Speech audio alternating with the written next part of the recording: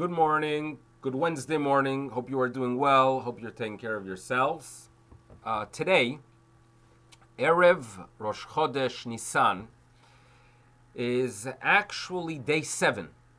Day 7 not of being quarantined, but rather day 7 of what is known as the Shivat Yemei HaMiluim, the 7 days of inauguration, where Moshe Rabbeinu would prepare the Kohanim to start the service in the tabernacle, which started on Rosh Chodesh Nisan.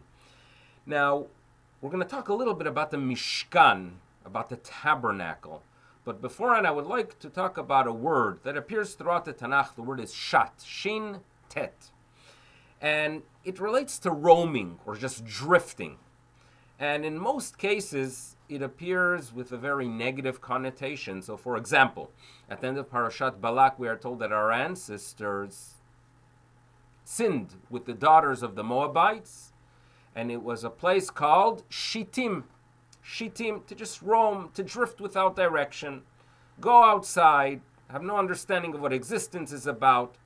That could lead to problems. Very severe and significant problems. And it's interesting also that in the book of Job and Eov, when the Almighty asks the Satan, what have you been doing recently?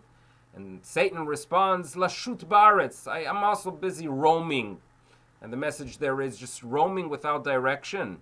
That's a problem. Drifting without an understanding what life is about, that is problematic. As Jews, we understand very well that we have to go ahead and travel not just to see the world, but to see what the world is about and why there is a world and what's the purpose of existence.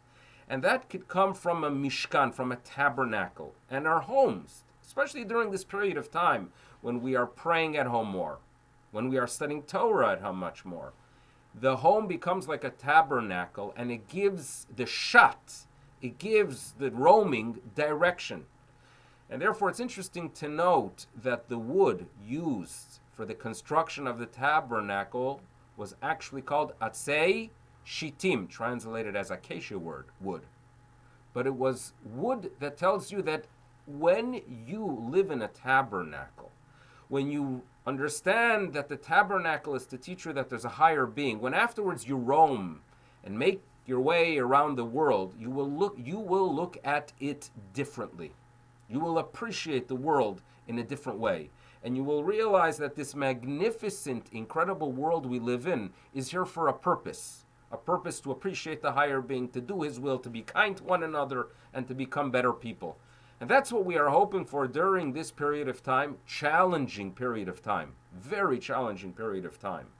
But hopefully we could go ahead and strengthen our Mishkan with the teachings of the Shittim, that when afterwards, Bezrat Hashem, we have the opportunity to go out again, to interact again, to roam again, it won't be drifting without direction, but rather interactions that are there with full appreciation and with the values we are about. We are praying and hoping for those days.